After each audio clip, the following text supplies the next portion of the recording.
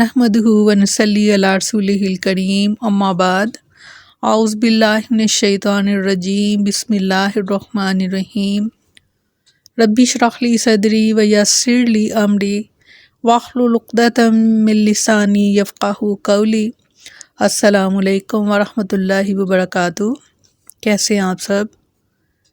इंशाअल्लाह खैर व आफ़ियत से होंगे। अल्लाह ताला आप सबको अपने हिफ्ज़ व अमान में रखे, आमीन सुम्मा आमीन। छठा पारा सूरत माइदा, आयत नंबर 49 to 51। लफ्ज़ी तर्जमा वानिकुम, और ये कि फ़ैसला करें बैन हम इनके दरमियान बिमा उसके साथ जो अंज़लल्लाहु नाजिल किया है अल्लाह ने, वला और ना तत्ताबी आप पैरवी करें अहवाअहुम उनकी ख्वाहिशों की, वहज़रहुम और बचते रहें इनसे अन ये कि यफ्तिनू का कि वह बहका दें आपको अन बाज़ से माँ जो अंज़लल्लाहु नाजिल किया है अल्लाह ने इलैका आपकी तरफ। फ़इन पस अगर तवल्लौ वो फिर जाएँ फ़ालम तो पस आप जान लें अन्ना मा इसके सिवा नहीं कि युरीदुल्लाहु चाहता है अल्लाह ताला अन ये के युसीबाहुम मुसीबत नाजिल करे इन पर बेबाज़ ज़ुनूबिहिम इनके बाज़ गुनाहों की वजह से। वइन्ना और बेशक कसीरन बहुत से हैं मिनन नासिल लोगों में से लफ़ासिकून अलबत्ता नाफरमान हैं। अफ़ा हुक्मा क्या फिर फ़ैसला जाहलियाती जाहलियत का या बगूना वो चाहते हैं।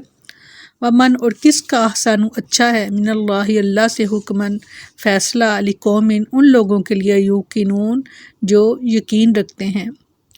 या अय्युहल्लज़ीना आमनू ए वो लोगो जो ईमान लाए हो लत्तत्तखिज़ू ना तुम बनाओ यहूद को व नसारा और नसारा को औलिया दोस्त बाज़ुहुम बाज़ इनमें से औलिया दोस्त हैं बाज़ इन बाज़ के। वमन और जो को ये तवल्लाहुम दोस्त बनाएगा इनको मिनकुम तुम में से फ़इन्नहु तो बेशक वो मिनहुम इन्हीं में से है। इस्तग़फ़ार। इन्नल्लाह बेशक अल्लाह ताला ला याहदी नहीं हिदायत देता कौम ज़ालिमीन ज़ालिम कौम को। फरमाया और ये कि इनके दरमियान इसके साथ फ़ैसला कीजिए जो अल्लाह ने नाजिल किया है और इनकी ख्वाहिशों की पैरवी ना करें और इनसे बच के वो आपको कहीं ऐसे हुक्म से बहका न दे जो अल्लाह ने आपकी तरफ नाजिल किया है। फिर अगर वो फिर जाएं तो जान ले कि अल्लाह यही चाहता है कि इन्हें इनके कुछ गुनाहों की सज़ा पहुँचाए और बेशक बहुत से लोग यकीनन नाफरमान हैं। इस्तग़फ़ार। यानी ये अहले किताब आपस में दस्तो गिराबां रहेंगे मगर आप इनके बाहमी इख्तिलाफ से मुतासिर ना हो और अल्लाह ताला की उतारी हुई शरीयत के मुताबिक फ़ैसला करें और इनसे होशियार रहें। ऐसा ना हो कि इनके किसी गिरोह को खुश करने या इनसे मुसालत की कोई ख्वाहिश आपको अल्लाह ताला के नाजिल करदा हुक्म से दूर कर दे। वहज़रहुम अन यफ्तिनूका अन बाज़ि मा अंज़लल्लाहु इलैका, कहीं ऐसा ना हो कि ये लोग धोखा देकर आपको बातिल की तरफ माइल कर दें। इनकी धोखादही की तरफ इशारा करते हुए अल्लाह ताला ने इरशाद फरमाया सूरत निसा में, और अगर आप पर अल्लाह का फ़ज़ल और इसकी रहमत ना होती तो यकीनन इनके गिरोह ने इरादा कर लिया था कि आपको रास्ते से भटकाएं, हालांकि वो अपने सिवा किसी को भी गुमराह नहीं कर रहे और आपको कुछ नुकसान नहीं पहुंचा रहे। और अल्लाह ने आप पर किताब और हिकमत नाजिल फरमाई और वो आपको वो कुछ सिखाया जो आप नहीं जानते थे और अल्लाह का फ़ज़ल आप पर हमेशा से बहुत बड़ा है। बेशक अल्लाह का फ़ज़ल हमेशा से बहुत बड़ा है। मा अंज़लल्लाहु इलैका, यानी अब इन्हीं अहकाम की पैरवी ज़रूरी है जो रसूलुल्लाह सल्लल्लाहु अलैहि वसल्लम पर नाजिल हुए हैं। अब ना तौरात पर अमल किया जा सकता है और ना ही इंजील पर। अब राह निजात सिर्फ एक है और वह शरीयत है जो रसूलुल्लाह सल्लल्लाहु अलैहि वसल्लम पर नाजिल हुई। इरशाद फरमाया सूरत निसा में, ए लोगो जिन्हें किताब दी गई है इस पर ईमान लाओ जो हमने नाजिल किया है, इसकी तस्दीक करने वाला है जो आपके पास है और इससे पहले कि हम चेहरों को मिटा दें फिर इन्हें इनकी पीठों पर फेर दें या इन पर लानत करें। جس طرح ہم نے ہفتے کے دن والوں پر لعنت کی تھی، اور اللہ کا حکم ہمیشہ پورا کیا ہوا ہے۔ اللہ ہمیں محفوظ رکھنا، اپنی نافرمانیوں سے ہمیں محفوظ رکھنا، آمین ثم آمین۔ سورۃ مائدہ میں فرمایا، اہل کتاب، بے شک تمہارے پاس ہمارا رسول آیا ہے جو تمہارے لیے کھول کر بیان کرتے ہیں رسولوں کے ایک وقفے کے بعد، تاکہ تم یہ نہ کہو کہ ہمارے پاس نہ کوئی خوشخبری دینے والا آیا اور نہ ہی ڈرانے والا، تو یقیناً تمہارے پاس ایک خوشخبری دینے والا اور ڈرانے والا آ چکا ہے، اور اللہ ہر چیز پر پوری طرح قادر ہے۔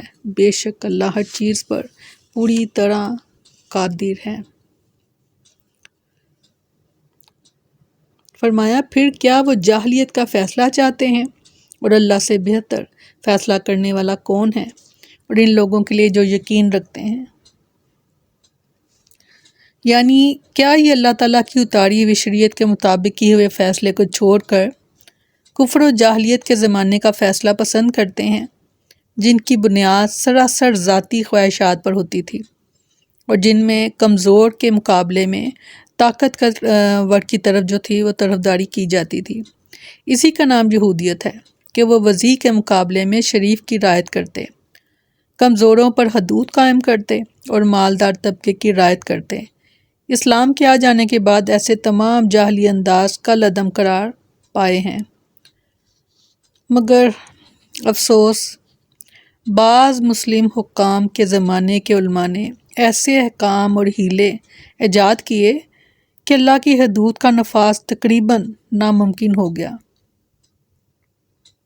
مثلاً شراب کی ایک دو قسمیں چھوڑ کر باقی نشہ آور چیزیں حلال کر دیں، استغفار، اور اجرت پر لائی ہوئی عورت کے ساتھ زنا پر حد ختم کر دی، استغفار، اور قصاص کو جیسا کہ اوپر گزرا تقریباً باطل کر دیا، سود کی کئی صورتوں کو حلال کر دیا، چور کے عدالت میں پیش ہونے کے بعد بھی صاحب مال کو معاف کرنے کا اختیار دے دیا، شواہد کے ساتھ چور کا جرم ثابت ہونے کے بعد چور کے صرف اس دعوے سے کہ یہ میرا مال تھا اس کی حد معاف کر دی، خواہ وہ اپنی ملکیت کا کوئی ثبوت پیش نہ کر سکے۔ اس امام یعنی حاکم کو جس سے اوپر کوئی امام نہ ہو، ایک دو چیزوں کے سوا تمام حدود معاف کر دیں، استغفر اللہ، اور جاہلیت کے ان تمام احکام کو شریعت اسلام قرار دے کر ملکوں میں نافذ کر دیا۔ تو یہ فرمان کہ پھر کیا وہ جاہلیت کا فیصلہ چاہتے ہیں، جس طرح یہود و نصارہ میں شریعت بدلنے والوں کے لیے تھا، اسی طرح ایسے مسلمانوں کے لیے بھی ہوگا جو قرآن و حدیث کے صریح احکام کے مقابلے میں اپنے من گھڑت احکام نافذ کرنے کے خواہش مند ہیں۔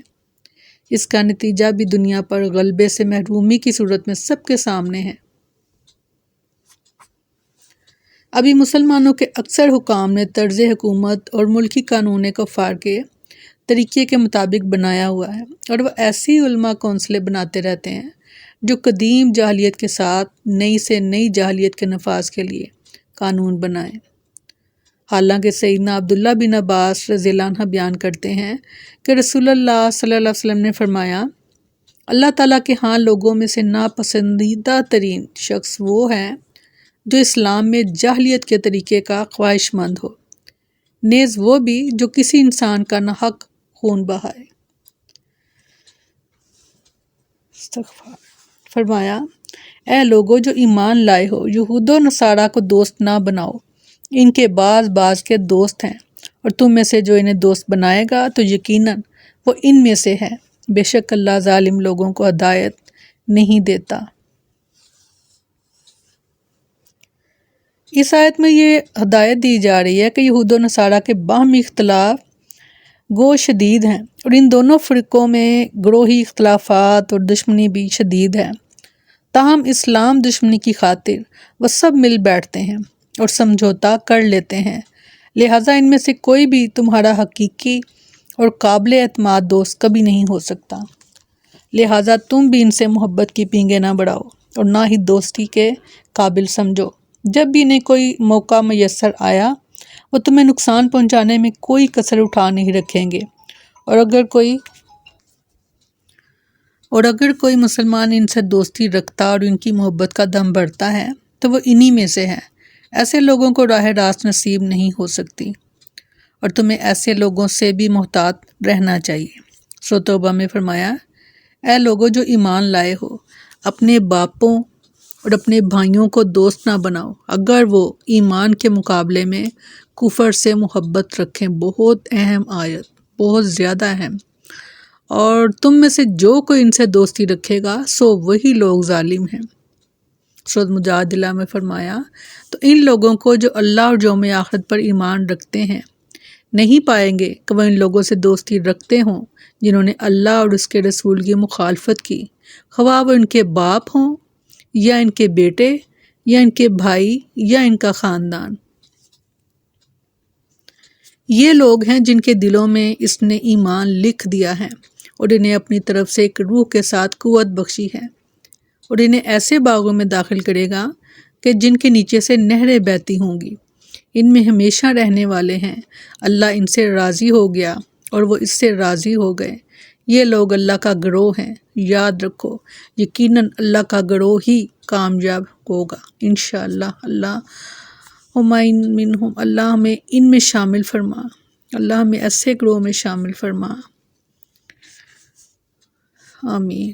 سورۃ توبہ ہی میں فرمایا، کہہ دیجئے اگر تمہارے باپ اور تمہارے بیٹے اور تمہارے بھائی اور تمہاری بیویاں اور تمہارا خاندان اور وہ اموال جو تم نے کمائے ہیں اور وہ تجارت جس کے مندہ پڑنے سے تم ڈرتے ہو اور رہنے کے مکانات جنہیں تم پسند کرتے ہو تمہیں اللہ اور اس کے رسول اور اس کی راہ میں جہاد کرنے سے زیادہ محبوب ہیں تو انتظار کرو یہاں تک کہ اللہ اپنا حکم لے آئے، اور اللہ نافرمان لوگوں کو ہدایت نہیں دیتا۔ اگر کافر دین کے مقابلے میں مسلمانوں سے نہ لڑتے ہوں تو ان کے ساتھ حسن سلوک کرنا منع ہے۔ ارشاد فرمایا سورۃ ممتحنہ میں،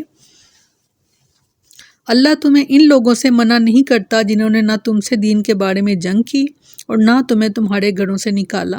تم ان سے نیک سلوک کرو اور ان کے حق میں انصاف کرو، یقیناً اللہ تعالیٰ انصاف کرنے والوں سے محبت کرتا ہے۔ اللہ تمہیں انہی لوگوں سے منع کرتا ہے جنہوں نے تم سے دین کے بارے میں جنگ کی اور تمہیں تمہارے گھروں سے نکالا، تمہارے نکالنے میں ایک دوسرے کی مدد کی۔ تم ان سے دوستی کرو، اور جو ان سے دوستی کرے گا تو وہی لوگ ظالم ہیں۔ بہت اہم حکم اللہ تعالیٰ کا، اللہ ہمیں عمل کی توفیق دے، آمین ثم آمین۔ سبحانک اللہم و بحمدک نشہد ان لا الہ الا انت نستغفرک و نتوب الیک۔ سبحان ربک رب العزت عما یصفون وسلام علی المرسلین والحمد للہ رب العالمین۔ السلام علیکم ورحمۃ اللہ وبرکاتہ۔